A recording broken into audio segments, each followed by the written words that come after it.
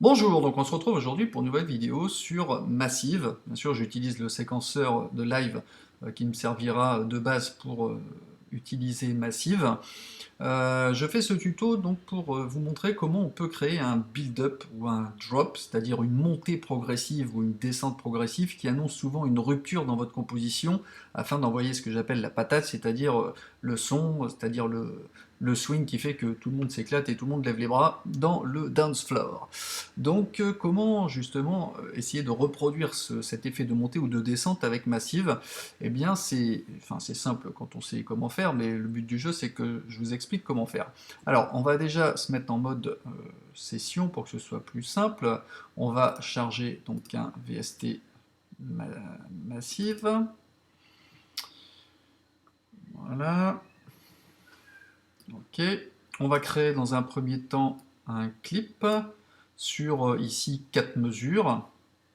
Donc on va faire un Shift commande M pour créer un clip MIDI. Je vais l'éditer et on va créer en C2 par exemple.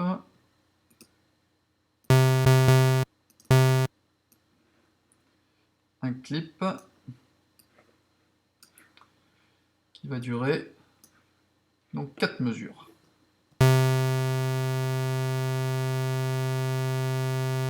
Ok. Alors, bien évidemment, là on a un son qui est initialisé.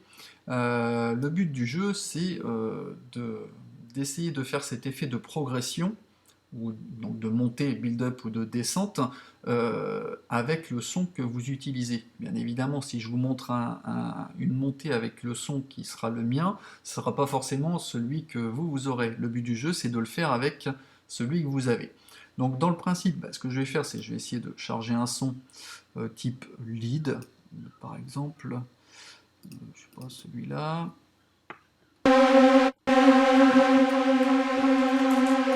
Très bien. Alors, donc on a un son, on va l'écouter sur une seule note en C2.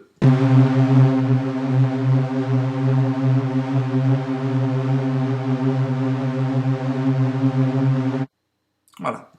Alors, le but du jeu, c'est qu'effectivement, vous préserviez votre son initial et que vous en créiez un autre de façon à qu'il soit configuré de façon à ce qu'il puisse monter ou descendre, puisqu'on va apporter des modifications. Donc ce que je vous invite à faire dans un premier temps, c'est de le sauvegarder sous un autre nom, mais qui soit proche du premier, histoire que vous repériez facilement. Alors on va par exemple sur le bureau, celui-ci s'appelle Love Lead, je vais l'appeler Love Lead 2, ou Up si vous voulez, ou Down si vous voulez qu'il descende. Vous le sauvegardez, comme ça je retravaille sur le même masque, sur lequel je vais apporter des modifications. Alors, pour faire une montée ou une descente, qu'est-ce qu'on va avoir besoin dans un premier temps? Ça va être surtout par exemple, on va se mettre sur le performer. On va travailler donc non pas sur toutes ces étapes-là, mais sur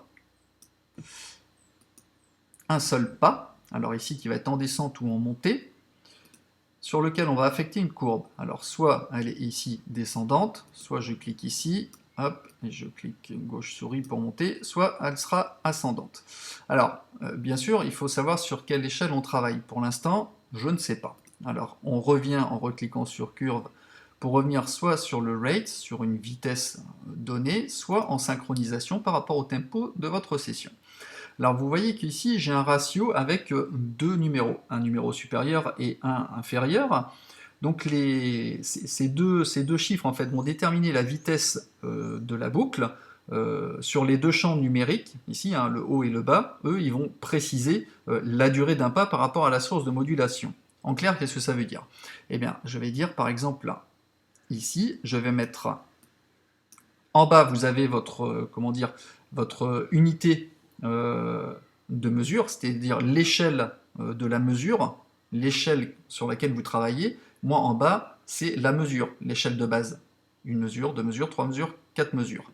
Et j'ai en tout 4 ici, 4 mesures. Ça veut dire que Mon ascendance, mon son, c'est-à-dire la valeur que je vais vouloir affecter sur une durée, va être d'un ratio de 4 sur 1, 1, donc ma base, mon échelle, si je puis dire, qui est la mesure, quand je suis en synchronisation, c'est la mesure de mon séquenceur, sur une longueur de boucle de 4, c'est-à-dire la longueur de mon clip, 1, 2, 3, 4. Si évidemment vous avez un clip qui fait 8, il faudra faire 8 ici.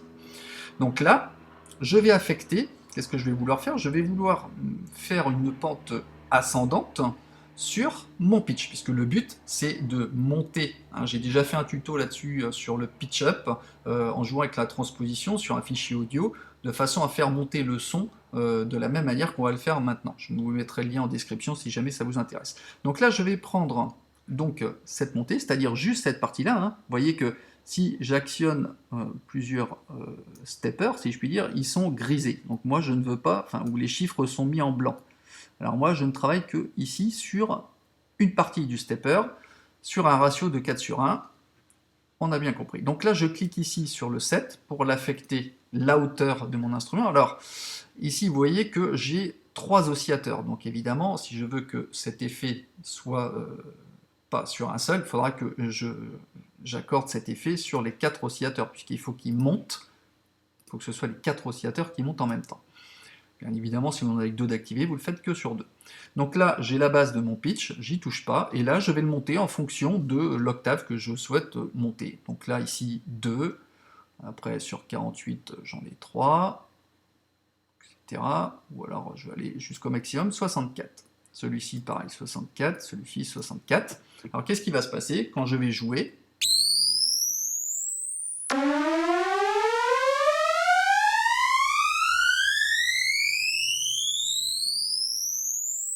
Alors, ça fait peut-être un peu beaucoup.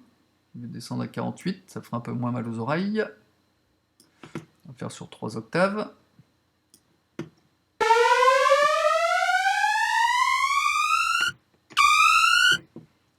On va lire notre échantillon.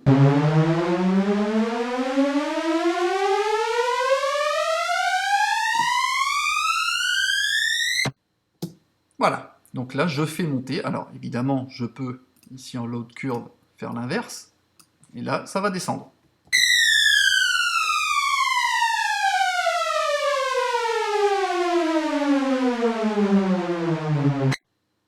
Donc là, on a le drop, et là, on a le build-up, la montée. Ok, alors qu'est-ce que je vais pouvoir faire? Par exemple, je vais pouvoir jouer sur du noise. En général, c'est bien de mettre du noise avant la montée, genre avoir un effet comme ceci.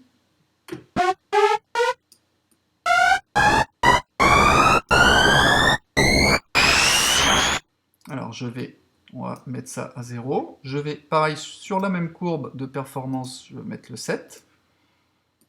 Je clique gauche souris pour monter sur toute l'amplitude, pareil sur celui-ci, sur le lien.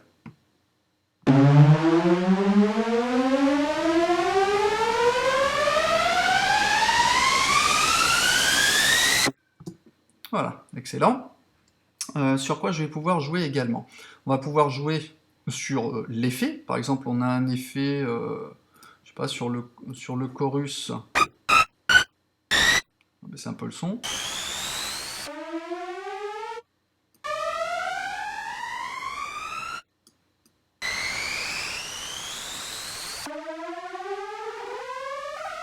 Alors, on va jouer sur ça. Allez, on peut jouer sur ce qu'on veut, hein.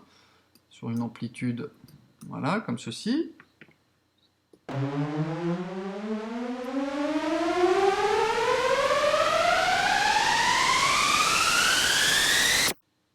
Alors, évidemment, on a une coupure ici nette. Si on veut, on peut jouer sur l'amplitude de la modulation qui est l'enveloppe 4, et ici rajouter donc un release, hein, donc un peu plus long. Là, c'est sec. Là,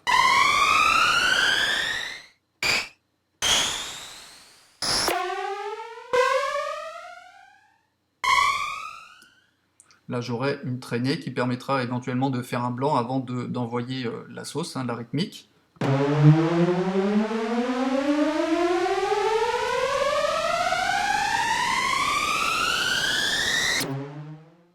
Ok. Alors, je peux éventuellement aller jouer sur les EQ, c'est-à-dire au fur et à mesure où je vais monter, je vais demander à ce que le chef, j'ai un peu moins de basse, de low et un peu plus d'aigu.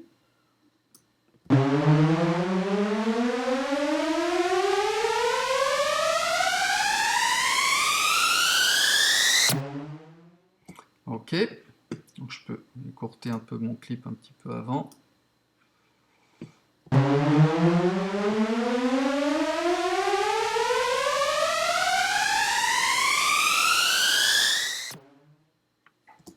Ok.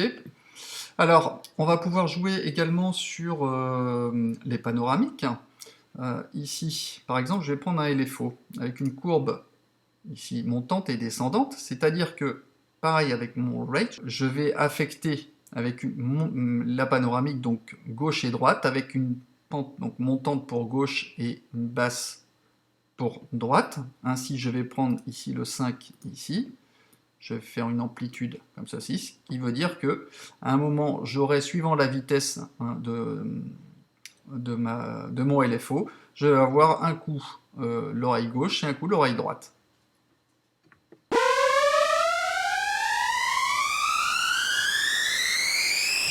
Sauf qu'ici, j'ai une constance. Hein. Je vous le refais ici.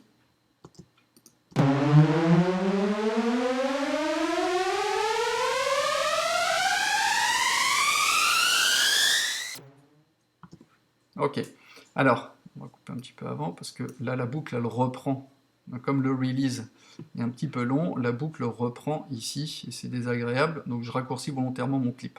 Alors, ici, c'est pareil, on a donc une courbe qui est constante au niveau du LFO. Ce qui serait intéressant, c'est que, regardez, si je joue avec une touche et je modifie mon rate, j'augmente mon rate, je vais avoir ici un effet panoramique plus accentué et plus rapide.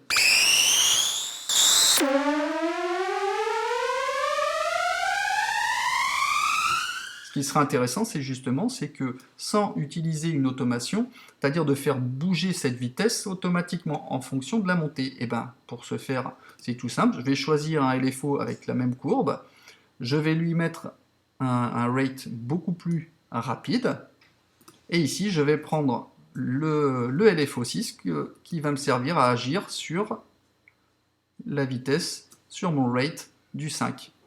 En l'occurrence, je rejoue.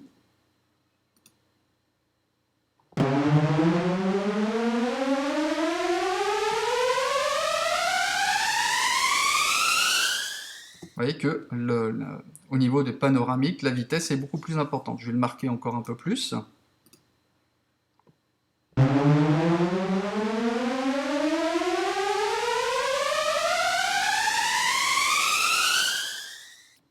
Voilà. Voilà, donc comment on peut améliorer son propre instrument. On l'enregistre sous un autre nom, genre version 2, avec ce réglage de paramètres, et en utilisant tout simplement en fait au niveau du performer une pente ascendante ou descendante, hein, c'est pareil à l'inverse.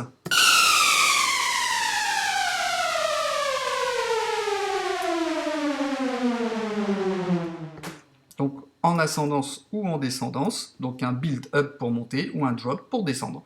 Voilà, bon j'espère que ce tuto vous aura intéressé, n'hésitez pas à me laisser des commentaires et je vous dis à bientôt pour un nouveau tuto. Allez, ciao!